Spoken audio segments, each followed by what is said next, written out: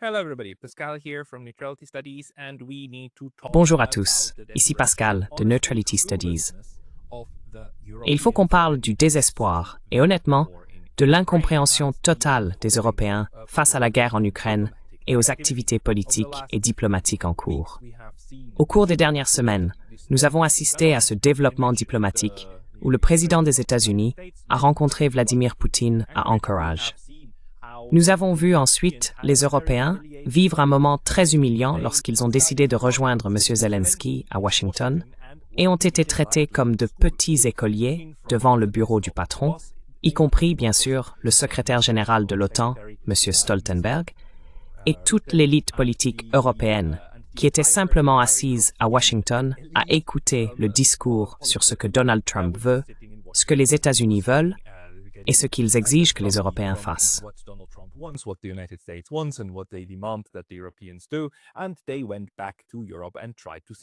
Et ils sont retournés en Europe en essayant de présenter cela comme une grande victoire, montrant que l'Europe compte encore. Or, bien sûr, l'Europe ne compte plus. Pas du tout. Ce qui est intéressant, c'est que les Européens ne l'ont pas encore compris, qu'ils croient sérieusement qu'il y a encore quelque chose qu'ils peuvent faire pour forcer la Russie à mettre fin à ce qu'ils appellent sa guerre contre l'Ukraine. Parcourons simplement quelques-uns des gros titres que nous lisons ces jours-ci dans les médias occidentaux et certains médias russes, juste pour comprendre à quel point les illusions des Européens sont profondes en ce moment. Ainsi, dans Politico, nous lisons aujourd'hui sur ce site, soutenu par les États-Unis et l'Occident, un porte-voix, que les Européens s'accrochent à des chimères.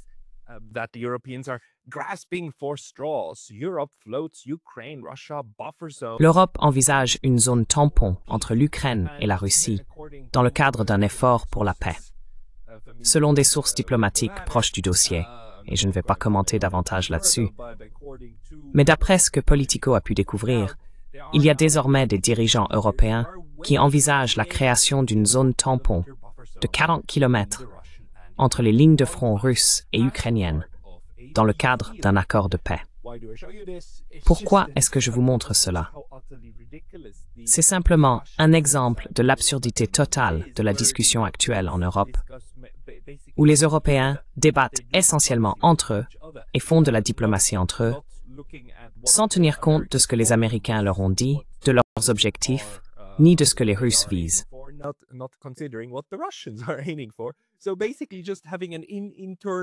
En gros, ils tiennent simplement une séance de réflexion interne sur la politique à adopter concernant la manière dont ils aimeraient voir la guerre se terminer.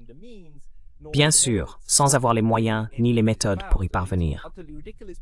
C'est totalement ridicule, car la Russie a rejeté à plusieurs reprises l'idée qu'il puisse y avoir des troupes de l'OTAN ou européennes en Ukraine.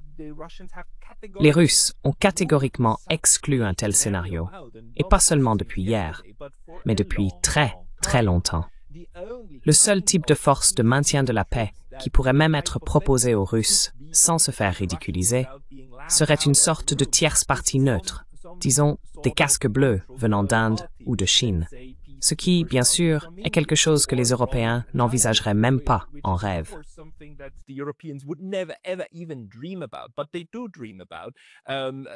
Mais ils rêvent d'envoyer leurs propres troupes, des soldats sur le terrain, déguisés en casques bleus dans une zone tampon.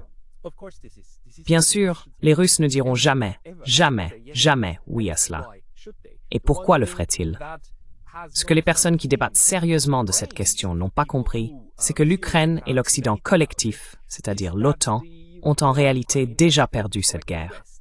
Viktor Orban l'a d'ailleurs dit, il le sait et il comprend. Mais, pour une raison ou une autre, les gens à Bruxelles et la direction de l'OTAN veulent encore faire croire à la population européenne que cette guerre n'est pas perdue, ou bien ils ont vraiment cru à leur propre propagande. Ce qui explique pourquoi ils proposent ensuite ce genre d'absurdité, n'est-ce pas? Je veux dire, ce n'est peut-être qu'un théâtre kabuki, non?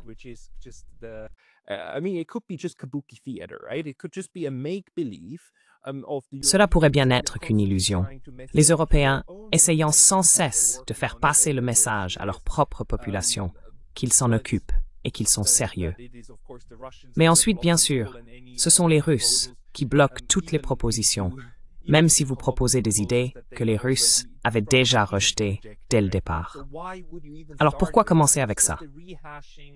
C'est simplement une répétition du récit de l'agence européenne, on peut peut-être le formuler ainsi, dans un conflit où ils sont vraiment au pire des marionnettes et au mieux des spectateurs, non? Je veux dire, à ce stade, tout l'appareil politique européen, les Allemands, les Français, les Italiens, les membres européens de l'OTAN, au mieux, ils se contentent d'assister et d'accepter tout ce qui arrive, toutes les instructions venant de Washington, car nous savons qu'ils en dépendent totalement et absolument, ce qui explique la présence de tous ces dirigeants.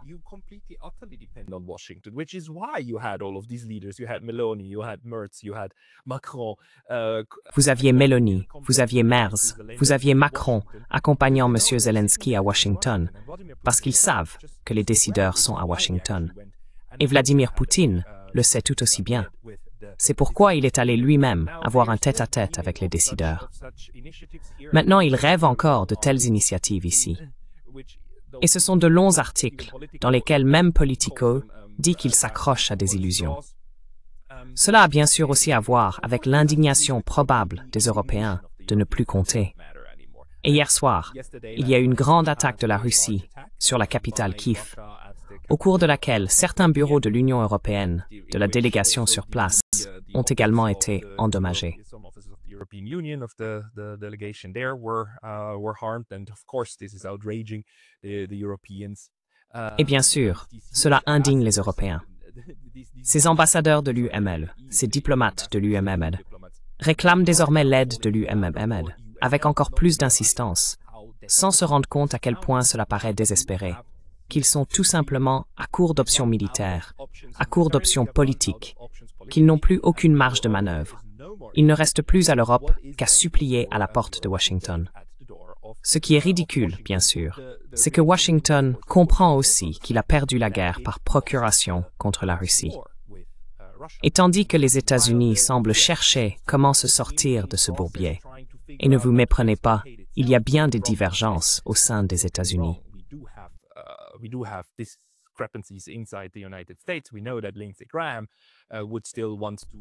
Nous savons que Lindsey Graham voudrait encore renforcer les sanctions et souhaite punir sévèrement les États tiers, tandis que Donald Trump se montre un peu plus prudent à ce sujet, bien que pas suffisamment.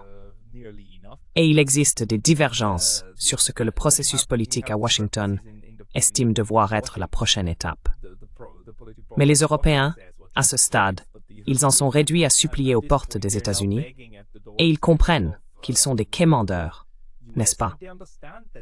Ainsi, nous avons ici, dans Politico encore une fois, cet aveu de Katarina Matrenova, la principale diplomate de l'UE à Kiev, qui a déclaré jeudi que l'assaut va à l'encontre de la position officielle de Moscou, selon laquelle elle serait ouverte à des négociations et à une fin du conflit.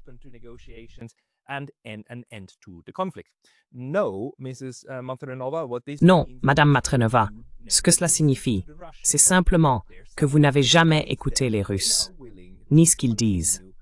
Ils ont déclaré qu'ils étaient prêts à poursuivre les négociations avec l'Ukraine, ce qu'ils font d'ailleurs dans le cadre du format d'Istanbul, mais qu'ils n'arrêteront pas l'opération militaire spéciale, car ils ont répété à maintes reprises que ce serait simplement un piège pour eux d'arrêter leur avancée militaire.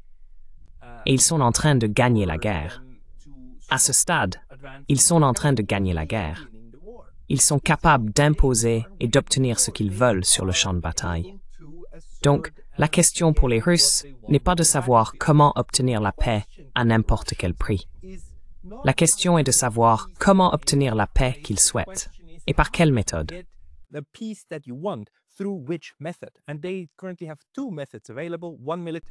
Et ils disposent actuellement de deux méthodes, l'une militaire, l'autre diplomatique.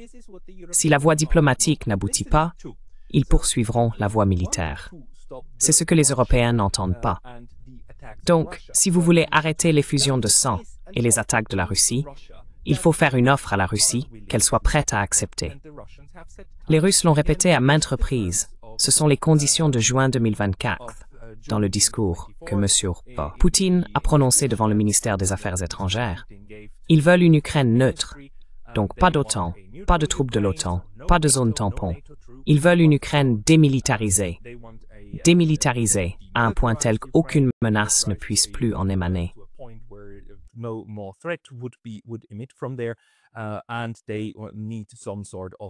Et ils ont besoin d'une sorte de solution politique. Une grande solution pour l'Union européenne. Une structure de sécurité. Et si les Européens finissent par discuter réellement de ces termes avec les Russes, alors il y a une chance d'arrêter cette guerre. Tant que ce n'est pas le cas, les Russes ont clairement indiqué qu'ils poursuivraient la branche militaire de leur stratégie. Donc, les Européens continuent, bien sûr, d'ignorer cela. Ils n'en parlent jamais. C'est pourquoi nous avons ensuite ce genre d'absurdité, où Mme Matrenova a ajouté que lui-même et les États-Unis doivent travailler ensemble pour faire pression sur le Kremlin afin qu'il s'assoie à la table des négociations de manière transatlantique, appelant à des sanctions conjointes pour étouffer l'économie russe et vider le coffre de guerre de Poutine.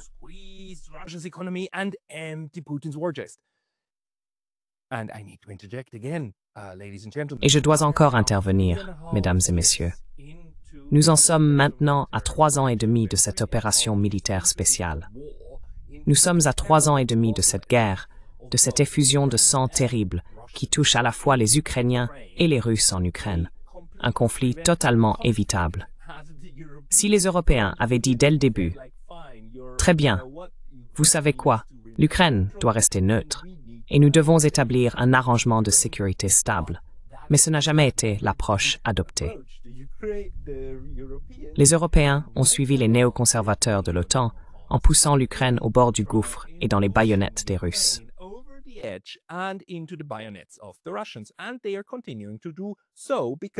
ils continuent de le faire parce qu'ils ne sont jamais disposés à réellement écouter ce que les Russes leur disent. Mais à ce stade, cela devient encore plus ridicule après 3 ans et demi, parce que maintenant, au début, les Européens avaient au moins l'espoir et l'attente justifiée que leurs sanctions pourraient fonctionner, n'est-ce pas? Et ils avaient des outils, des boîtes à outils, n'est-ce pas? Et ils avaient différentes idées sur ce qu'il fallait mettre en œuvre. Et au début, du moins, l'attente que certaines de ces approches pourraient fonctionner n'était pas injustifiée, disons-le ainsi, surtout pour ceux qui considéraient la Russie comme une station-service déguisée en pays.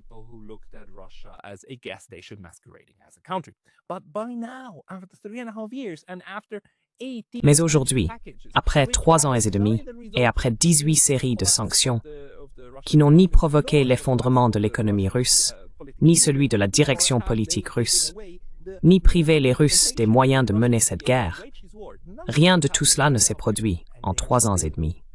Et pourtant, ils continuent, encore aujourd'hui, à parler de vider le trésor de guerre de Poutine. Ces personnes ne comprennent tout simplement pas, ou bien elles mentent sciemment à la population européenne sur la réalité de cette guerre. La Russie est un grand pays avec une vaste économie intérieure, et elle possède tout ce dont elle a besoin, des terres rares aux minerais de fer, en passant par les ressources humaines, le savoir-faire et l'expertise technique pour produire elle-même des armes. Ils peuvent fabriquer des drones.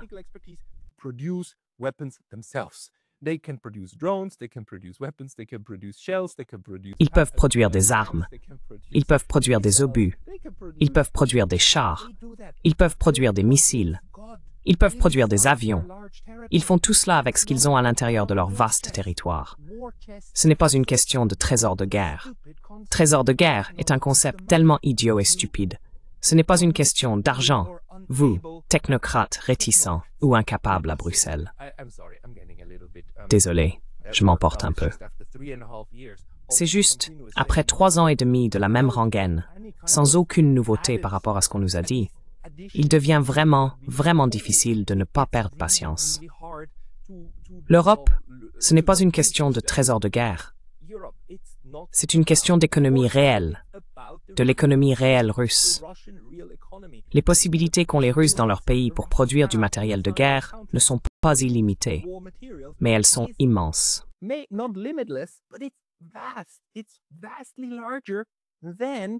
C'est bien plus important que la capacité des pays de l'OTAN réunis à produire des systèmes d'armes. Si ce n'était pas le cas, les armes en Ukraine ne seraient pas en train de manquer. Sinon, vous auriez des options pour fournir à l'Ukraine l'équipement et le matériel militaire nécessaires pour l'emporter sur les Russes. C'était tout l'objectif. C'était toute l'idée au début de cette guerre par procuration. Organisons l'affrontement décisif, n'est-ce pas? Au lieu d'une fin négociée en mars et avril 2022 et d'un accord de neutralité tel qu'il avait été élaboré à Istanbul, au lieu de cela, on a préféré l'affrontement pour montrer à Vladimir Poutine qui avait la plus grande puissance militaire. Et cela n'a pas fonctionné. Les Russes ont surpassé les Européens en production et ils ne s'en sont toujours pas rendus compte.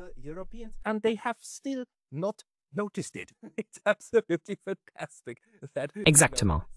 C'est absolument fantastique que des commentateurs de second plan comme moi, qui ne sont même pas proches de ces champs de bataille, qui ne sont même pas proches d'être des experts militaires, puissent comprendre mieux comment tout ce grand schéma de la guerre fonctionne que les personnes qui font cela professionnellement, du moins dans leur discours. Encore une fois, il y a toujours la possibilité que cette Madame Maturinova comprenne parfaitement ce qui se passe, mais qu'elle mente simplement, qu'elle mente aux gens. Elle dit aussi « Je pense que toutes les sanctions sont plus efficaces si elles proviennent de différentes parties du monde démocratique. L'initiative de l'UE d'inclure la flotte fantôme, d'élargir les listes, etc., je pense que cela a réellement un impact. Mais il faut continuer. »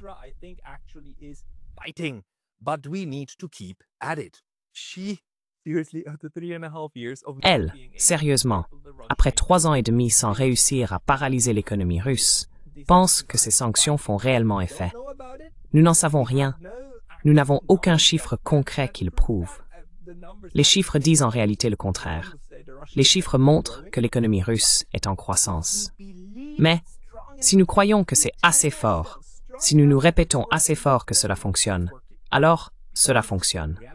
Parce que la réalité dépend de ce que nous, Européens, souhaitons qu'elle soit.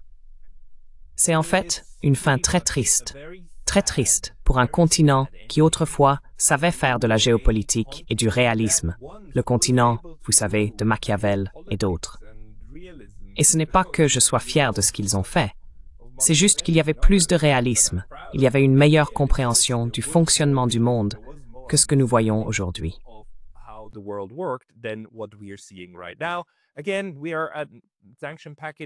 Encore une fois, nous en sommes au 19e paquet de sanctions. Paquet de sanctions numéro 19. Et les personnes qui vous ont donné 18 paquets de sanctions pensent que le 19e fonctionnera. On oublie de mentionner que dans les anciens paquets de sanctions, ils commencent déjà à utiliser ces mesures contre leur propre population. Nous avons des citoyens allemands, des citoyens de l'UE eux-mêmes, qui sont désormais visés par des paquets de sanctions. Et pas seulement en lien avec la guerre ou l'extérieur. Nous voyons comment ce système commence maintenant à se retourner vers l'intérieur.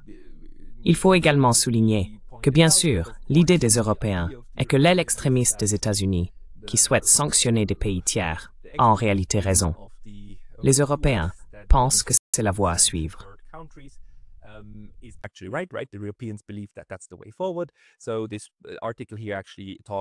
Cet article parle en fait très positivement du fait que l'Inde ait été frappée de droits de douane de 50% en guise de punition pour avoir acheté du pétrole russe. Et mentionne ensuite qu'il y a d'autres personnes comme Lindsey Graham qui souhaiteraient augmenter ces sanctions à 500%. Autrement dit, menacer l'Inde d'être coupée de l'ensemble du marché américain si elle ne se conforme pas aux idées des néoconservateurs, à savoir cesser complètement tout commerce avec les Russes. Les Européens accueilleraient très probablement une telle approche et ils envisagent désormais eux-mêmes des sanctions contre des États tiers. À mon avis, c'est d'une certaine manière un phénomène très naturel en période de conflit. On commence à s'en prendre aux neutres. Les neutres sont toujours pris pour cible parce qu'on les accuse de ne pas soutenir suffisamment l'effort de guerre des belligérants. Par conséquent, qu'on se mêle comme contribuant au mal.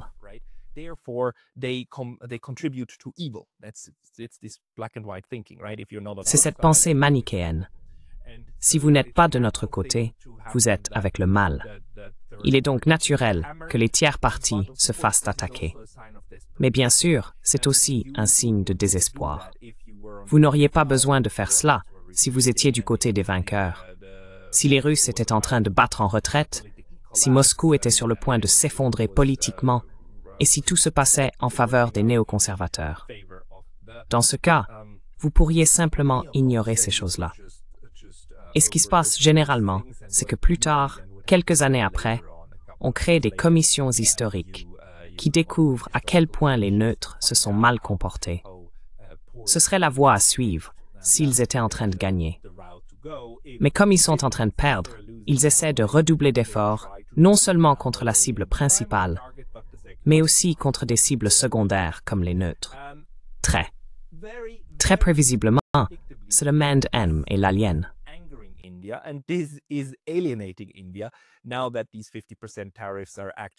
Maintenant que ces droits de douane de 50% entrent réellement en vigueur, l'économie indienne va en souffrir.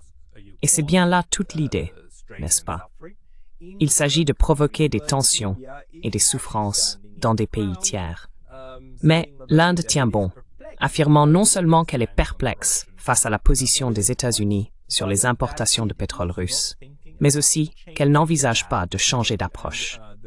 Et le ministre indien des Affaires étrangères, M. Jaishankar, a clairement indiqué à de nombreuses reprises depuis 2022 qu'il n'a aucun sens pour l'Inde d'ajuster sa politique étrangère en fonction des souhaits de l'Europe et des États-Unis, car la politique étrangère indienne doit servir les intérêts de l'Inde, et l'Inde entretient de bonnes relations avec la Russie.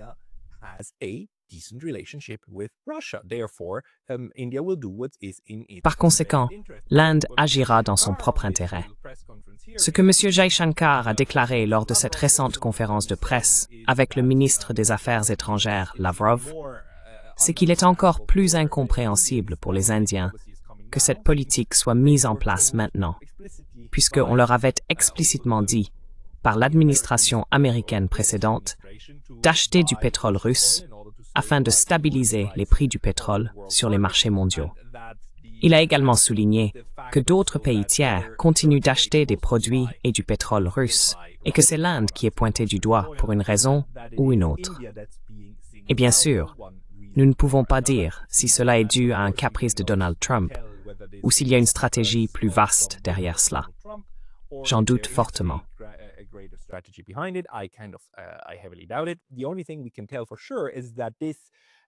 La seule chose que l'on peut affirmer avec certitude, c'est que cela ne fait qu'ajouter l'insulte à l'injure, après les droits de douane, que Donald Trump vient d'imposer à tout le monde, plus ou moins. Désormais, l'Inde est à son tour ciblée par encore plus de droits de douane, en raison d'une politique étrangère très spécifique qu'elle mène. Ainsi, les droits de douane et les sanctions sont désormais essentiellement deux variantes d'un même instrument de politique étrangère que les États-Unis et l'Union européenne utilisent, non seulement contre des États cibles ou des États ennemis, mais aussi contre des États tiers. C'est une escalade pour les États-Unis, mais c'est surtout une escalade pour l'Union européenne, qui n'imposait pas auparavant de sanctions secondaires. Mais désormais, ils ont commencé. Et dans leur empressement, ils essayent de mettre encore plus de pression en appliquant des sanctions secondaires.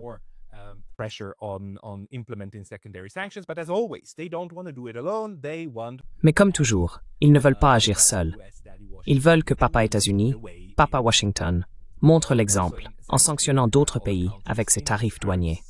Cela conduira donc, comme la nuit suit le jour, comme le dit souvent Alexander Mercouris, comme la nuit suit le jour, à une coopération accrue de l'Inde au sein des BRICS, avec la Chine, avec la Russie, avec d'autres alternatives.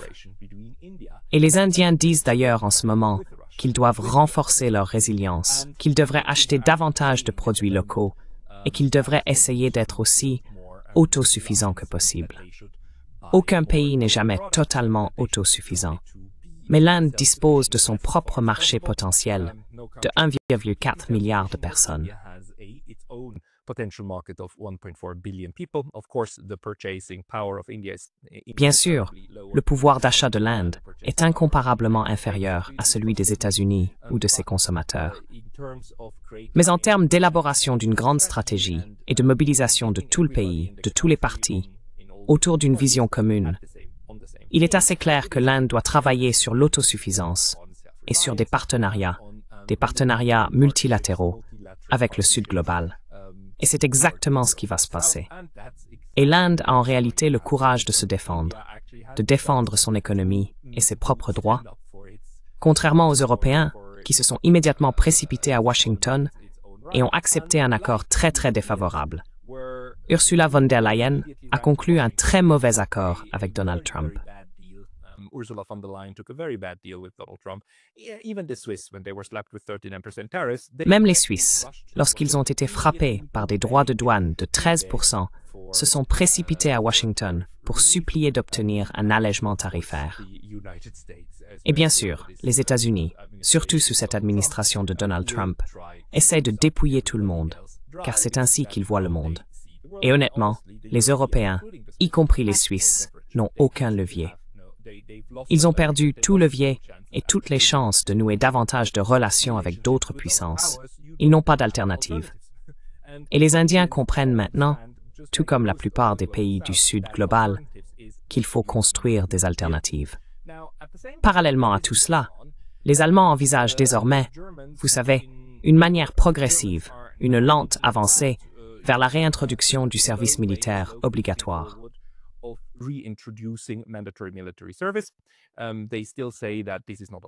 Ils continuent de dire que ce n'est pas à l'ordre du jour et qu'ils n'iraient pas aussi loin. Mais ce que nous lisons dans les délibérations du gouvernement Merz actuel, tout va dans ce sens. Les Allemands, et pas seulement eux, mais les Européens en général, veulent renforcer leurs capacités militaires, et avant tout avec le personnel militaire dont ils disposent.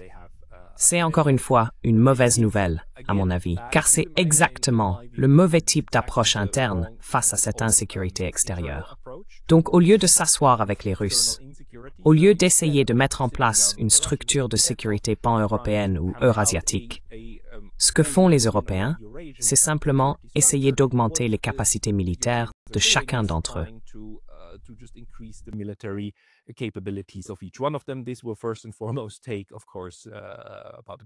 Cela prendra avant tout environ une décennie ou plus. Et deuxièmement, cela ne va préparer l'Europe qu'à davantage et non moins de conflits. Ce que nous voyons donc, c'est cette militarisation et la militarisation de l'état d'esprit des Européens en ce moment. En même temps, bien sûr, les mêmes personnes qui ont augmenté et se réjouissent de l'augmentation du PIB, 5% du PIB consacré à l'OTAN, à la défense, ce qui a été récemment convenu lors du dernier sommet de l'OTAN, et cette hausse des dépenses militaires. Et vous savez, il y a toujours de l'argent pour l'armée. En même temps, ces mêmes personnes qui vous diront qu'elles investiront toutes les sommes nécessaires dans leurs armées, vous diront aussi qu'elles n'ont pas d'argent pour le bien-être de la population.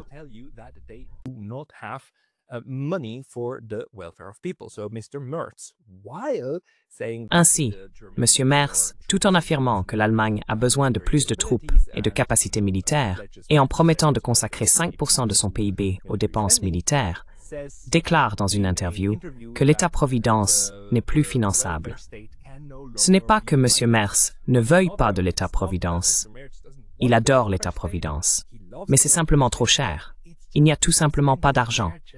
Et encore une fois, tout comme avec les absurdités russes sur l'épuisement du trésor de guerre, ceci aussi est un récit absurde. Il y a toujours de l'argent.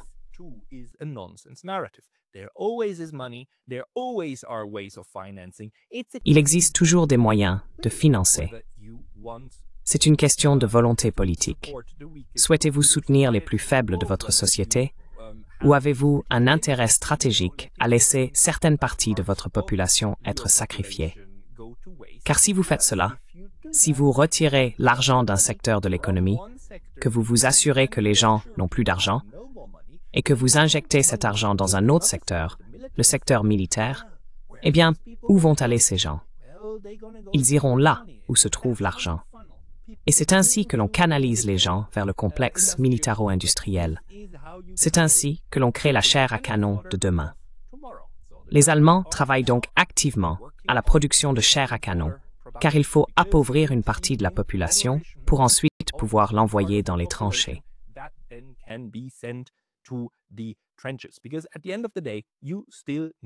Parce qu'au bout du compte, il faut toujours des gens prêts à prendre un fusil, à marcher et à courir en criant contre un ennemi dont ils savent qu'il les tuera probablement, mais qui le font quand même pour une raison ou une autre.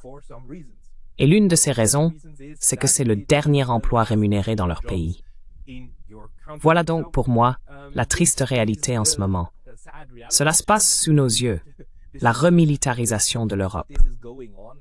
Mais ce n'est pas une remilitarisation intelligente, pas celle où l'on construit notre infrastructure stratégique, pas celle où l'on réfléchit à la manière de créer la sécurité sur le continent, mais simplement celle où l'on cherche à recruter des gens pour faire les guerres qui surgissent.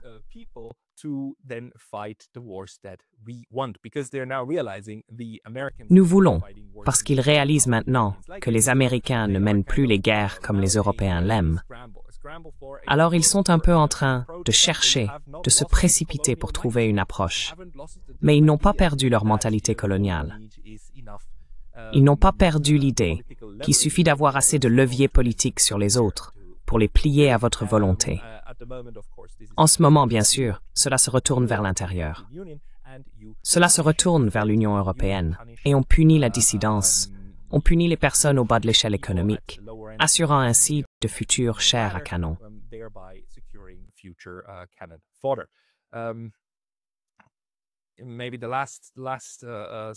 Peut-être que la dernière diapositive que j'ai est cet article de Politico qui dit que les dirigeants de l'UBFOI ont ouvert les bras à la Moldavie, dénonçant les mensonges de Poutine.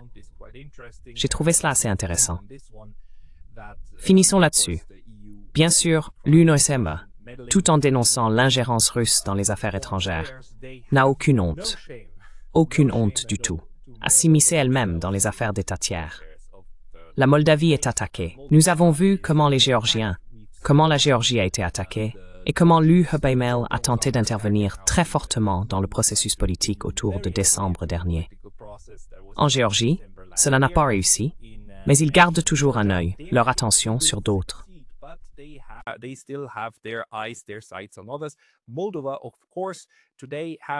La Moldavie, bien sûr, a aujourd'hui un article dans sa constitution qui la déclare neutre, et ce pour de très bonnes raisons. Exactement les mêmes raisons pour lesquelles l'Ukraine avait cet article de neutralité, parce qu'il s'agit d'un État frontalier avec la Russie.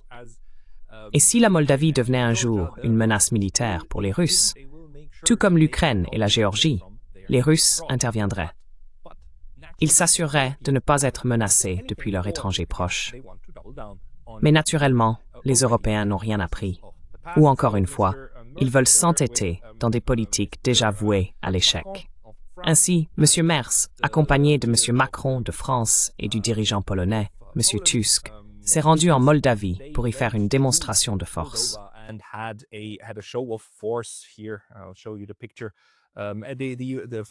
Je vais te montrer la photo. Von der Leyen aussi d'ailleurs, elle est également allée en Moldavie.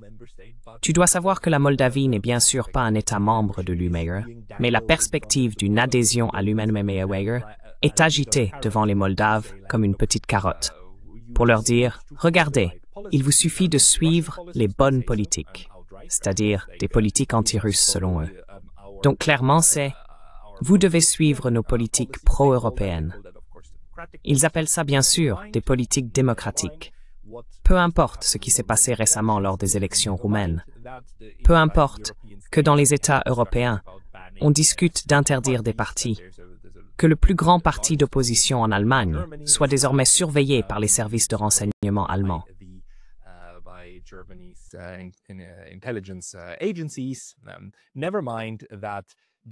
Peu importe qu'il y ait également tous ces cas en France contre le Front National et que nous assistions à un recul démocratique très clair au sein même de l'UMEUR. Que la Commission européenne sanctionne aussi des citoyens européens avec des conséquences draconiennes pour ces citoyens. Peu importe tout cela. Tant que vous, en tant qu'État tiers, suivez les instructions de cette direction technocratique de l'Ulumogmail, de ces différents soi-disant dirigeants, alors on vous montrera une petite carotte, n'est-ce pas? Et pour la Moldavie, la petite carotte, c'est l'adhésion future à l'UMEOE. Et ils le disent ouvertement. Vous savez, j'ai juste mis en avant quelques passages de ce qu'a dit Friedrich Merz. La porte de l'Union européenne est ouverte, et vous êtes chaleureusement les bienvenus dans l'Union européenne.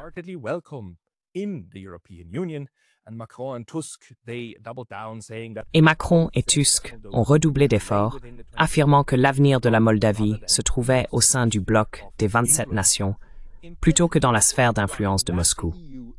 Ce qui implique bien sûr que l'UMEOE est la sphère d'influence des Européens centraux, n'est-ce pas? Que vous savez, la Moldavie devrait être dans leur sphère d'influence et dans la sphère d'influence occidentale, et non dans la sphère d'influence russe. Donc vous voyez, la logique du jeu à somme nulle est loin d'être terminée.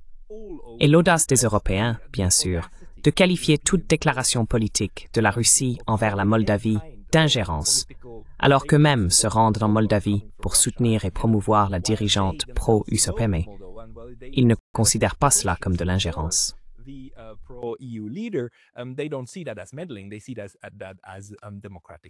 Ils considèrent cela comme un soutien démocratique.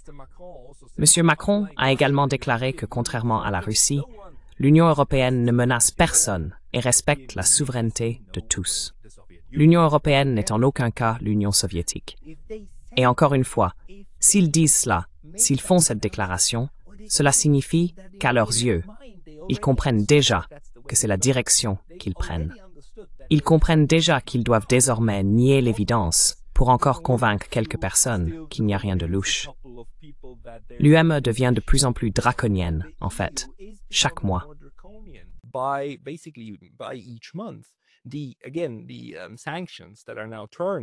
Encore une fois, les sanctions qui sont désormais dirigées contre les citoyens de l'UMEOE en sont un exemple. Le fait que les médias russes soient interdits dans l'UMEOE en fait partie.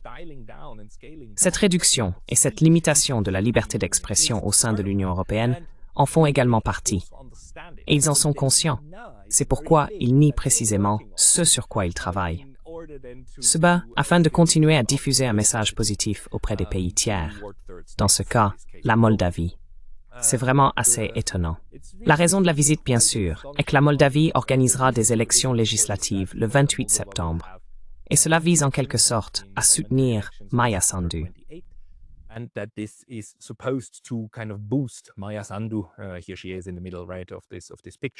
La voici au centre droit de cette photo, Maia Sandu qui passe rapidement, Özilov à gauche, et le ministre des Affaires étrangères.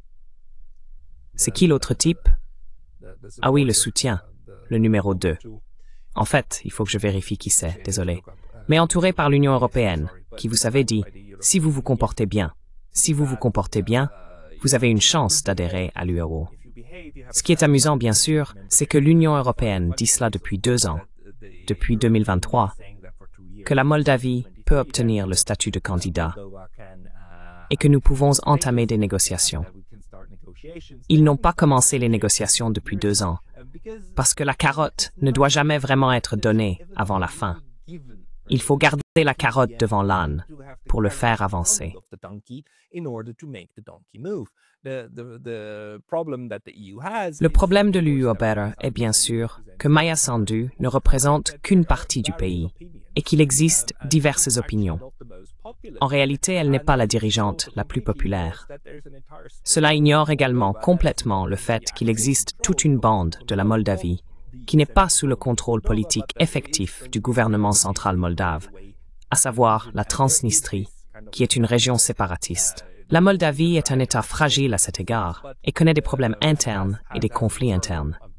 Bien sûr, le fait d'avoir la carotte de l'Union européenne devant eux est censé aider Sandu.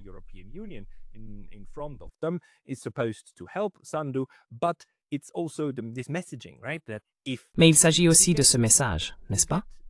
Que si vous entrez dans l'UMML, vous rejoignez le club des bonnes démocraties, uniquement si vous votez correctement. Si jamais, Moldavie, vous osez ne pas voter pour le parti de Maia Sandu, si le parti de Maia Sandu perd sa majorité au Parlement, alors vous serez puni. Alors la carotte sera retirée et le bâton pourrait sortir, comme cela a été le cas envers les Géorgiens. Et c'est ainsi que l'UE conçoit une politique étrangère d'égal à égal. C'est le mieux qu'elle puisse faire pour contraindre son voisinage à sa volonté. Et bien sûr, ce n'est pas seulement hypocrite. Cela va aussi se retourner contre elle.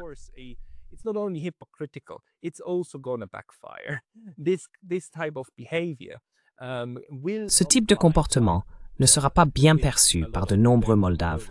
Et nous savons, d'après la dernière élection, que le dernier résultat en faveur de Sandu a été obtenu grâce à la diaspora moldave dans le reste de l'UE, tandis que la diaspora en Russie a eu du mal à voter. Quoi qu'il en soit, la Moldavie est désormais conceptualisée par l'UE comme un autre État champ de bataille, au lieu d'être considéré comme un lieu neutre qui devrait être traité avec précaution, comme un œuf cru fragile, afin de ne pas le briser entre les Russes et l'OTAN. Mais ils font exactement le contraire. Ils essayent de casser un autre œuf. Ce n'est pas suffisant d'avoir déjà cassé le gros œuf de l'Ukraine.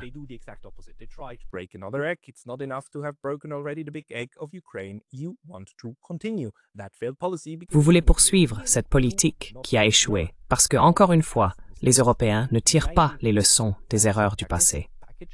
Le 19e paquet de sanctions crie, vraiment crie, qu'on n'a rien appris.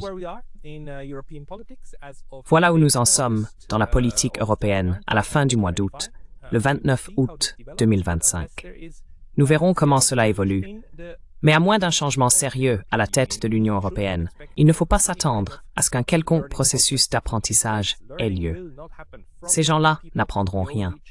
Le seul changement sur le continent européen viendra s'il y a une dynamique politique qui balayera ces personnes et les remplacera par des cerveaux ayant davantage le sens du réalisme et de ce qui est réellement faisable. Merci beaucoup de votre attention. Thank you very much for your attention.